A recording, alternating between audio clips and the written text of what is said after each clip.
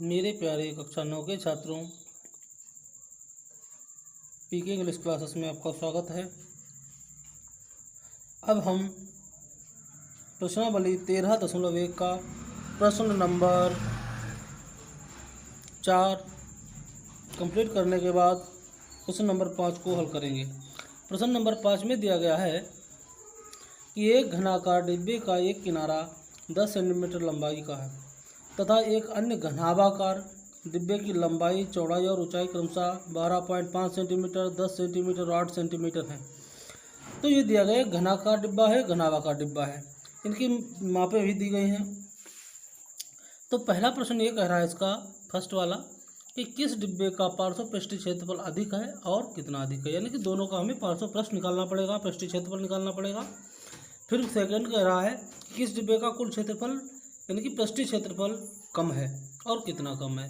कहने का मतलब हमें घन और घनाभ दोनों को एक साथ हल करना पड़ेगा, तभी हम इसको निकाल पाएंगे। चलते देखते हैं। तो पहले तो हम घन को लेते हैं। देखिए घन क्या होता है हमारा, जिस तरह से वर्ग होता है उसी तरह से घन होता है, बस वर्ग में ऊंचाई नहीं होती है और घन में ऊंचाई होती है।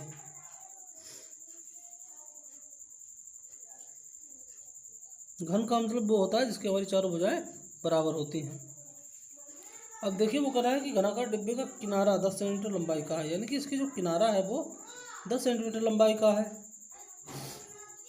अब इसका हम निकाल लेते हैं और इसी तरह से हम एक बना लेते हैं घनाभ, घनाभाकार, यानी ये हमारा घन हो गया। अब ये बनेगा घनाभाकार इस तरह से। ये चूंकि एक डिब्बा है तो इस तरह से इसको हम बना लेंगे। ये घनाभाकार हो गया। अब देखिए, अब वो कह रहा है कि हमें दिया क्या है इन्होंने कि घनाकार डिब्बे का किनारा, किनारा का मतलब इसकी भुजा दे रखी है। तो हम लिखेंगे कि फर्स्ट वाला हम हल करते हैं कि घन की भुजा, घन की भुजा इन्होंने दे रखी है हमें 10 सेंटीमीटर, और तो घन का क्षेत्रफल निकाल लेंगे। घन का क्षेत्रफल, भुजा से घन का क्षेत्रफल क्या होता है, घन में 4 भुजाएं होती हैं तो 4 गुणे भुजा स्क्वायर, तो क्या हो जाएगा 4 गुणे 10 का स्क्वायर, यानी कि बराबर हो जाएगा 4 गुणे 100, यानी कि कुल हो जाएगा हमारा 400 वर्ग सेंटीमीटर।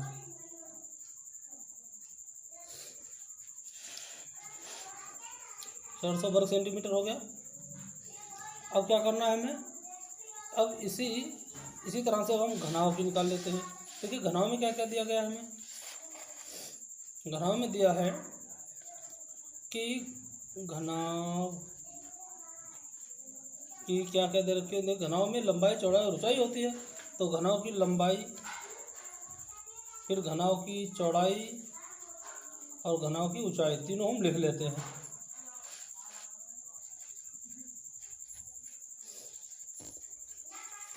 अब घनाभ की लंबाई उन्होंने दे रखी है हमें है 12.5 सेंटीमीटर, चौड़ाई दे रखी है 10 सेंटीमीटर और ऊंचाई दे रखी है इन्होंने 8 सेंटीमीटर। अब क्या करेंगे, इसका हम पार्श्व पृष्ठ निकालेंगे। तो घनाभाकार डिब्बे का पार्श्व पृष्ठ, यानी कि घनाभाकार डिब्बे का पार्श्व पृष्ठीय क्षेत्रफल, पार्श्व पृष्ठीय क्षेत्रफल क्या हो जाएगा हमारा। देखिए घनाभाकार डिब्बे का पार्श्व पृष्ठीय क्षेत्रफल का मतलब हो जाता है जिस तरह से हम कमरे का क्षेत्रफल पार्श्व पृष्ठ निकालते थे उसी तरह से। तो 2 लंबाई प्लस चौड़ाई गुणे ऊंचाई बराबर 2 लंबाई हमारी दे रखी है 12.5 प्लस चौड़ाई दे रखी है 10, ऊंचाई दे रखी है 8। इसको लिख लिया। अब क्या हो जाएगा, इसको बीच में हम जोड़ लेंगे तो 12 10 22.5 गुणे 8। अब इन सब की गुणा कर लेते हैं, यानी कि हो जाएगा ये 22 साढ़े 22 मतलब 45 गुणे 8 बराबर 5 40, 8 बजे 40, 8 चौको 32, 4 36, 360 सेंटीमीटर। उसका ना 360 सेंटीमीटर स्क्वायर हो गया, उसका 400 सेंटीमीटर स्क्वायर हो गया। अब क्या कर रहा है, तो इसमें क्या कर रहा है कि किसका पृष्ठीय क्षेत्रफल दिया है, तो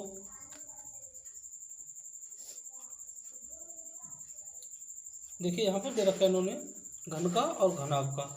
घन का दे रखा है इन्होंने है 400 सेंटीमीटर स्क्वायर और घनाभ का आया है 360 सेंटीमीटर। किसका ज़्यादा है, घन का। तो हम कह सकते हैं अतः तो 400 तो अतः घनाकार डिब्बे का पार्श्व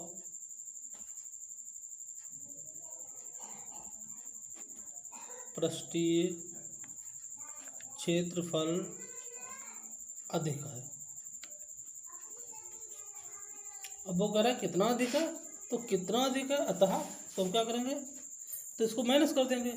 400 माइनस 360 बराबर 40 सेंटीमीटर। ये कितना अधिक है, 40 सेंटीमीटर से अधिक है। अब चलते हैं सेकेंड सवाल की ओर। अब इसी तरह से हम जो है दोनों का कुल पृष्ठीय क्षेत्रफल देखते हैं। सेकंड सवाल में उसने पूछा था कि दोनों में से किस डिब्बे का कुल पृष्ठीय क्षेत्रफल कम है और कितना कम है। तो भाई इधर हम घन को लगाते हैं, उधर घनाभ को। तो घन की भुजा हमें दे रखी थी पहले से 10 सेंटीमीटर, तो हम क्या करेंगे, घन का कुल पृष्ठीय क्षेत्रफल बराबर हमारा हो जाएगा 6 गुणे भुजा स्क्वायर।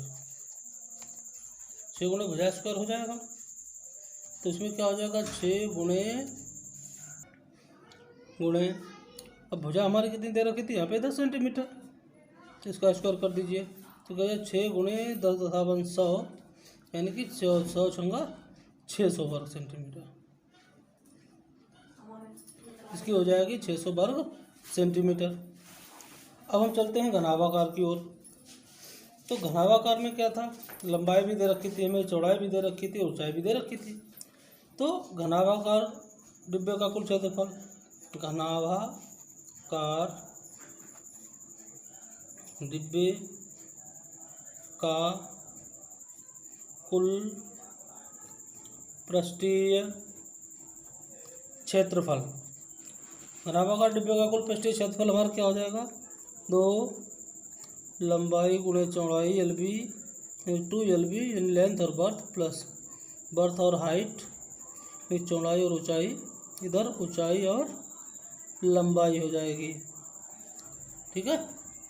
इसमें हम के मान को रख देते हैं बराबर 2। लंबाई हमारी दे रखी थी 12.5 गुणे चौड़ाई दे रखी थी 10 प्लस फिर इधर चौड़ाई और गुणे ऊंचाई।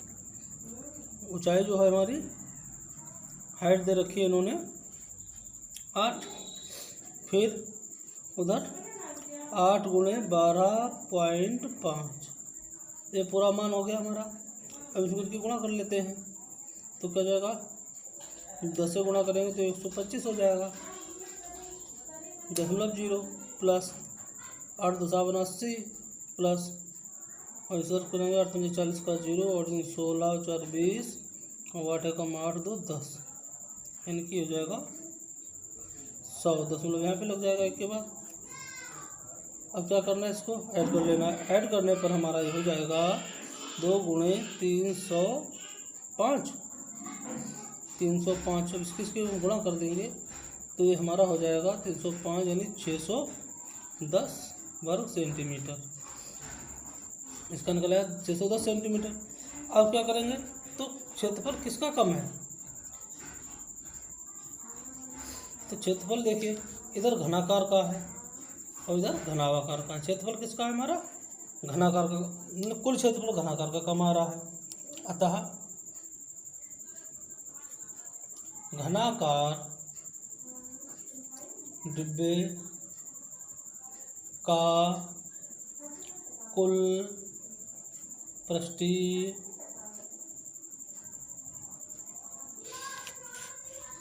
क्षेत्रफल कम है। अब फिर उसने ये भी पूछा था कि वो कितना कम है, तो हम क्या करेंगे, इसको माइनस कर देंगे, यानी कि 600 इसका है और 610 इसका, तो 610 से 600 को माइनस कर देंगे तो इसका आंसर आ जाएगा बराबर 10 वर्ग सेंटीमीटर। ये हमारा राइट आंसर हो जाएगा। अगर आपको हमारा सवाल, हमारा पढ़ाने का तरीका अगर आपको समझ में आ रहा है तो आप हमारे चैनल को सब्सक्राइब जरूर कीजिए और लाइक कीजिए। अगला सवाल हमारा प्रश्न नंबर 6 कह रहा है कि एक छोटा पौधा घर यानी ग्रीन हाउस घर बनाया गया है, संपूर्ण रूप से शीशे की पट्टियों से, आधार भी सम्मिलित है, घर के अंदर बनाया गया है। यानी कि इसमें आधार को भी निकालना है, पार्श्व नहीं निकालना है, संपूर्ण पृष्ठ का निकालना है, ऊपर का भी, नीचे का भी, आगे का भी, पीछे का भी, दाएं बाएं हर तरफ का अंदर बनाया गया और शीशे की पट्टियों को टेप द्वारा चिपकाकर रोका गया है। यह पौधा घर 30 सेंटीमीटर लंबा, 25 सेंटीमीटर चौड़ा और 25 सेंटीमीटर ऊंचा है। इसमें प्रयुक्त शीशे की पट्टियों का क्षेत्रफल क्या है। पहला सवाल ये कह रहा है, और दूसरा सवाल ये कह रहा है कि सभी 12 किनारों के लिए कितने टेप की आवश्यकता होगी। तो पहले हम निकालते हैं इसमें कितना संकुल पट्टियों का क्षेत्रफल, इसका ज्ञात करते हैं। तो देखिए पहले तो हम पौधघर है कैसा, क्योंकि उसकी लंबाई अलग है, चौड़ाई अलग है, ऊंचाई अलग, तो इसका मतलब वो घनावाकार है। इस तरह से पौधघर जो है वो घनावाकार रूप में बना हुआ है।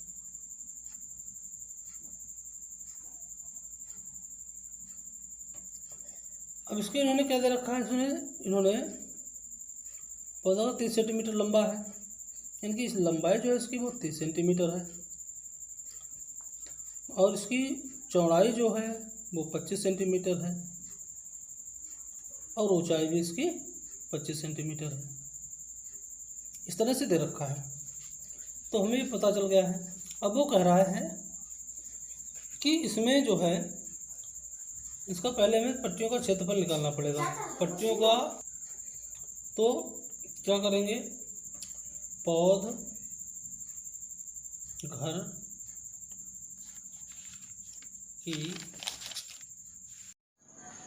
पौधघर की हम लिखेंगे लंबाई। पौधघर की लंबाई हमारी कितनी दी हुई है, 30 सेंटीमीटर, और पौधघर की चौड़ाई दे रखी है 25 सेंटीमीटर, और ऊंचाई भी दे रखी है 25 सेंटीमीटर।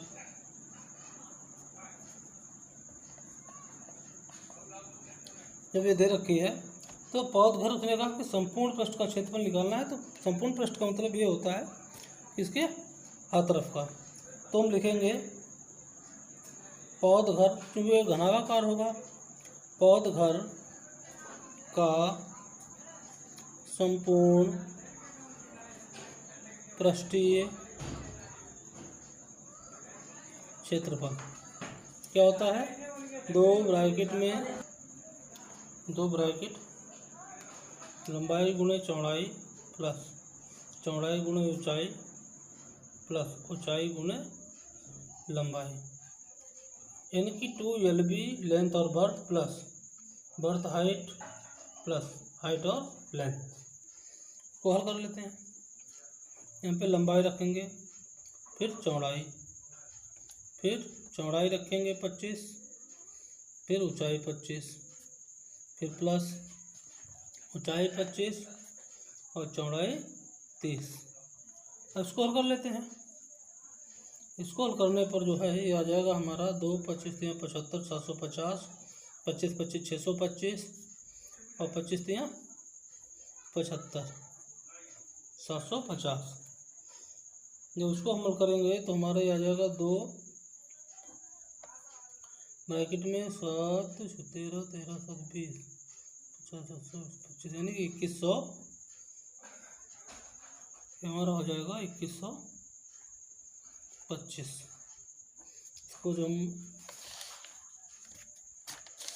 हल करेंगे तो 2125 से इसको हम 2 से गुणा करेंगे तो गुणा करने पर क्या हो जाएगा 25 21 42 यानी 4250 वर्ग सेंटीमीटर।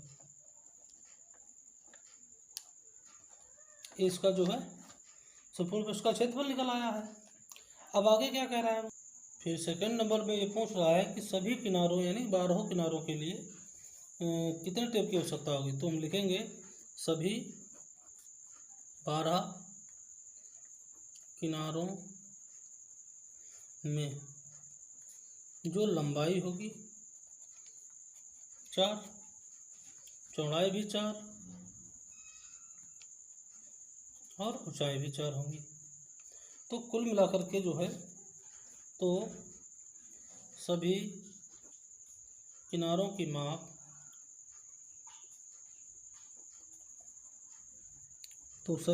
की माप बराबर हो जाएगी 4 और लंबाई प्लस चौड़ाई प्लस ऊंचाई, इनको ऐड कर लेंगे बराबर 4 लंबाई भाई हमारी 30 फिर 25 फिर ऊंचाई भी 25 25 25 50 30 80 यानी कि 40 गुणे 80 और 80 का मतलब हो जाएगा आपका ये बराबर 320 सेंटीमीटर।